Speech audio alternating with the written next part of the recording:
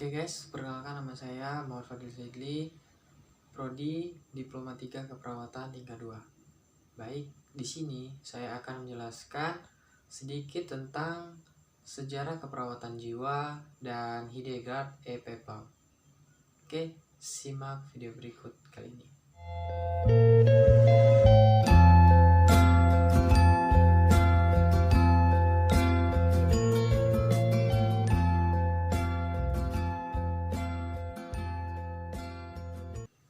Baik guys, sejarah jiwa perawatan pada pasien gangguan jiwa sudah dilakukan sejak zaman dahulu kala.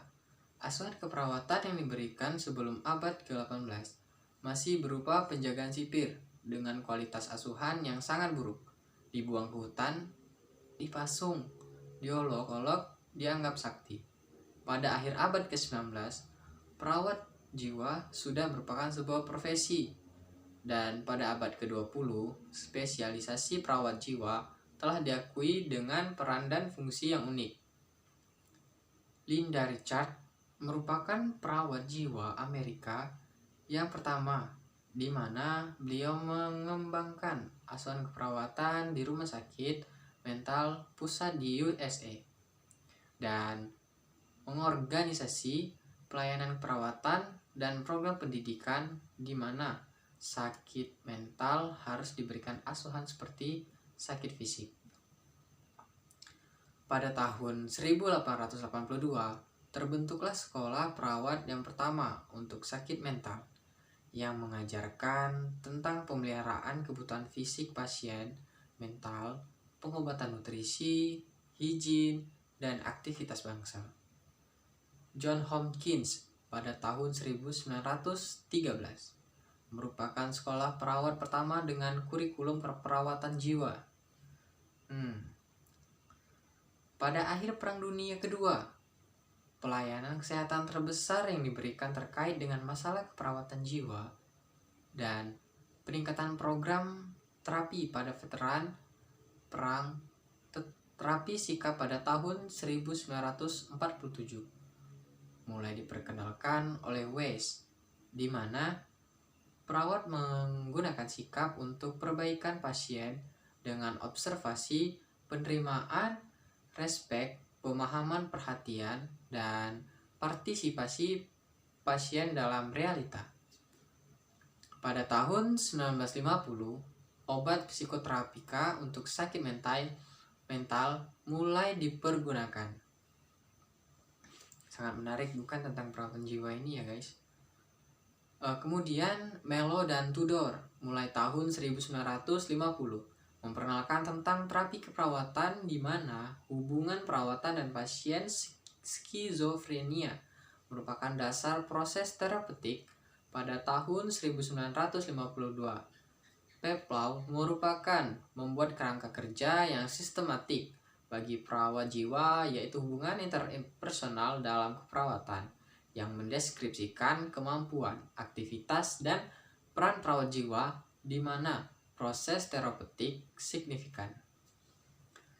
Komunitas terapeutik mulai diperkenalkan oleh Jones tahun 1553, di mana penggunaan lingkungan sosial pasien mulai diperhatikan. Pasien sebagai partisipan aktif dan dilibatkan dalam masalah harian masyarakat. Tahun 1963, Jurnal Keperawatan Psikiatri mulai diterbitkan. Standar perawatan psikiatri dibuat oleh Anna tahun 1973. Di Indonesia, sensus penderita gangguan jiwa oleh pemerintah Hindia Belanda di Jawa dan Madura dilaksanakan pada tahun 1862. Beberapa rumah sakit jiwa yang didirikan oleh pemerintah Hindia Belanda yang dibangun di luar kota yang bersifat isolasi dan penjagaan, antara lain Rumah Sakit Jiwa Bogor tahun 1882, Rumah Sakit Jiwa Lawang, kemudian Rumah Sakit Jiwa Magelang, Rumah Sakit Jiwa Sabang, dan Rumah Sakit Palangkaraya tahun 1938. Kemudian diberikan terapi dengan cara dibungkus, terapi mandi, berjemur, kesibukan, dan pekerjaan lain. Kemudian 4 tempat perawatan penderita gangguan jiwa di masa pemerintah Hindia Belanda adalah rumah sakit jiwa untuk rawat inap pasien psikosa, kelebihan pasien diseluruhkan ke penjara sekitar, rumah sakit sementara untuk rawat jalan pasien psikoakut. Rumah perawat dipakai perawatan berijazah di bawah pengawasan dokter umum. Dan koloni merupakan tempat penampungan pasien psikiatrik yang tenang, tinggal di rumah penduduk. Kemudian pada tahun 1900-an mulai diingatkan gerakan no restraint dan terapi kerja bagi pasien gangguan jiwa. Jawatan Urusan Penyakit Jiwa JUPJ telah terbentuk disusul dengan penyelenggaraan dan pembinaan kesehatan jiwa pada tahun 1966. Diterbitkan Undang-Undang tentang Kesehatan Jiwa Nomor 3 Tahun 1966. Dan pada tahun 1973 lahir PPDGJ dan Program Integrasi Kesehatan Jiwa di Puskesmas. Nah, itu tadi sedikit tentang sejarah keperawatan jiwa ya guys. Nah, jadi kita masuk ke sejarah Lindegard E.P. Plough ya guys. Oke, simak sedikit tentang sejarah beliau ya guys. Baik, kemudian lanjut ya guys ke Hildegard E.P. Plough. Lahir dari Reading, Pennsylvania tahun 1909 di Amerika Serikat. Dikenal sebagai pionir keperawatan jiwa yang berkarir lebih dari 7 dekade. Latar belakang pekerjaannya yaitu sebagai perawat jiwa. Plough meninggal pada tanggal 17 Maret 1999 di Oaks, California. Pendidikan Hildegard E.P. Plough menyelesaikan pendidikan D3 keperawatan di Poundstone, Pennsylvania pada tahun 1931.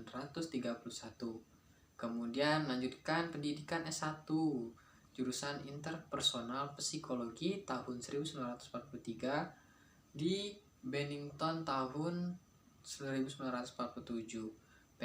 Plough menyelesaikan pendidikan dengan jurusan perawatan jiwa di Universitas Columbia di New York dan mendapatkan gelar profesor dari Universitas Rutgers. Dirinya dikenal dengan ibu keperawatan jiwa karena teori yang dikemukakannya.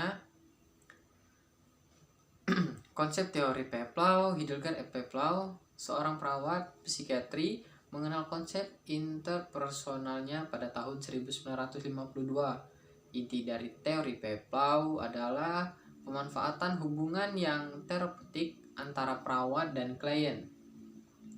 Teori dan konsep keperawatan menurut Plough tertuang dalam bukunya yang berjudul Interpersonal Relation in Nursing. Buku ini awalnya diterbitkan pada tahun 1952.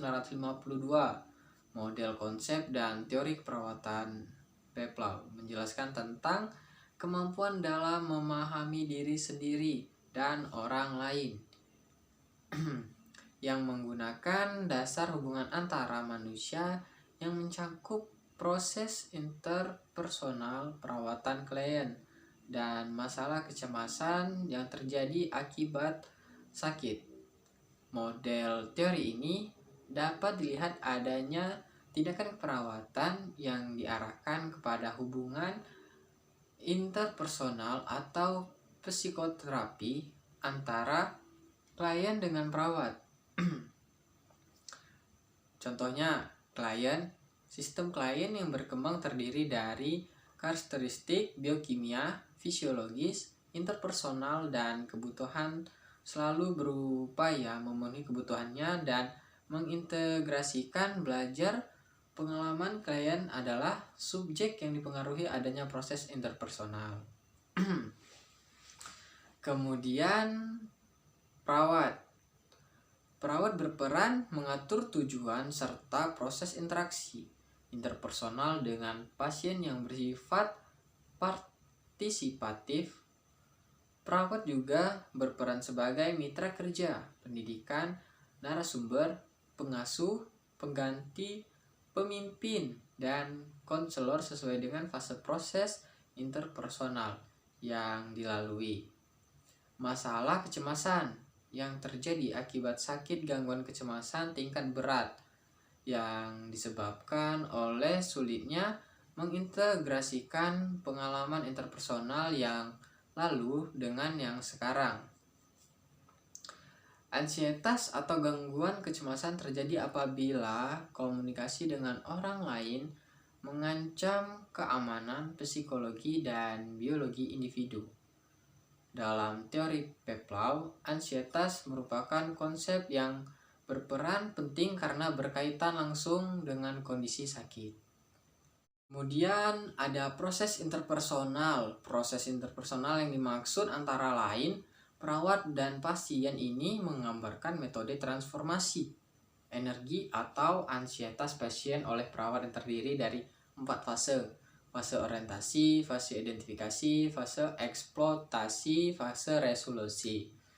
Nah, mungkin itu saja yang bisa saya dapat sampaikan dari kedua materi tersebut, yaitu dari keperawatan jiwa dan tentang teori Lindegaard et Peplau.